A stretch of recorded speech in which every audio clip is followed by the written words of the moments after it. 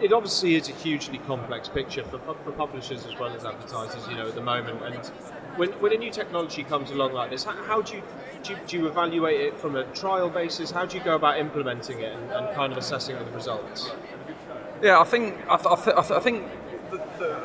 the kind of the ad tech landscape that publishers face, it's so complicated. The amount of stuff that we get pitched. I think it's what's really hard is kind of picking ad tech vendors apart. What really makes them different. There's a lot of Me Too publishers out there. And ultimately, you never really know if it's going to be a success until you've tested it or not. I've been pitched some of the greatest sounding pitches in the world, and it just doesn't kind of work. And then pitches that maybe haven't been so great, and then that performs better than expected. So obviously you look at the key sort of metrics we look at to test it.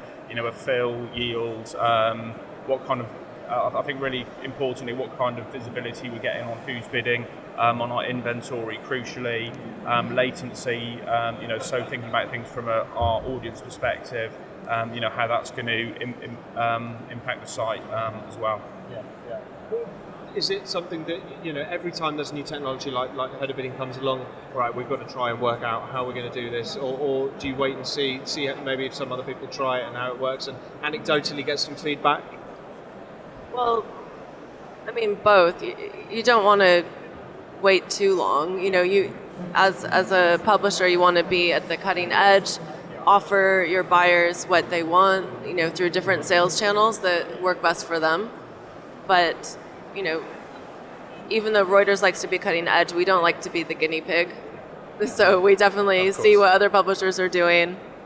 And, like with the header bidding, like CNN, we're testing it. Like, nothing is permanent necessarily.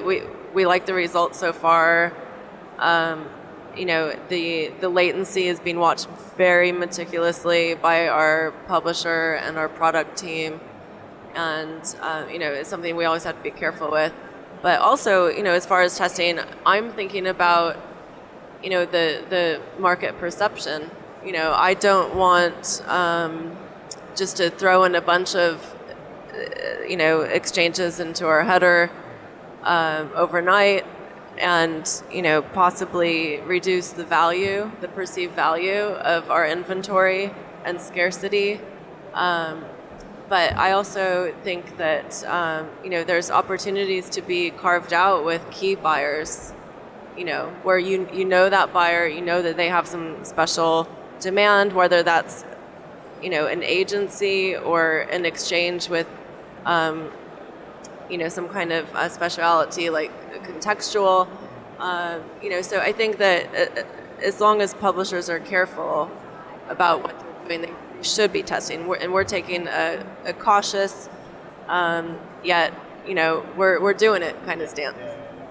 And I was just going to add, I think the guys have both made really sort of good points, and certainly from where I've been sitting, on the tech side, talking to guys like you guys, the last kind of year, really, in the UK, has been like a lot of education the first half of this year. We're now starting to see a lot of publishers adopt header bidding. They're getting comfortable with the technology, how it works, how to set it up so you don't incur latency penalties and things like that.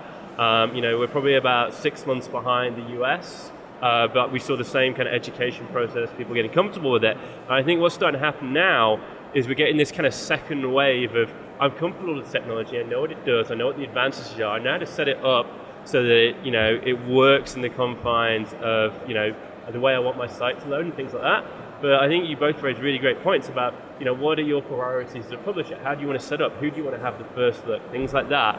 You have to have a very clear idea of what you want to do anyway as a publisher, what is your strategy, and slot header bidding into that. And I think it sounds like you guys are starting to come out the other side of that, which is great, and I'm getting similar feedback from other publishers. And I think now the second wave is going to be really digging into the analytics and getting hold of tools that will allow you to say, well, if I work with different header bidding partners, if I work, unify demand, I bring in this agency or this trading desk or this exchange, what's the magic mix? Because we've got some partners, I think we have a partner in the US that works with 16 bidders within their wrapper, and they set it up, it's not hurting them for latency, and that seems to be their sweet spot. I've heard other people say 7, I've heard people say 5, you've got a really high sell-through rate, it might be lower than that.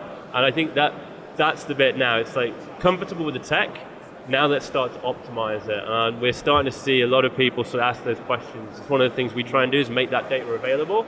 There's other people in the market as well that are making it available, and we certainly think that's the way to go. To say, hey, look at the data, go with where the performance is, and have your priorities, have your strategy, and fit header bidding around that. Don't try and necessarily build a strategy around header bidding.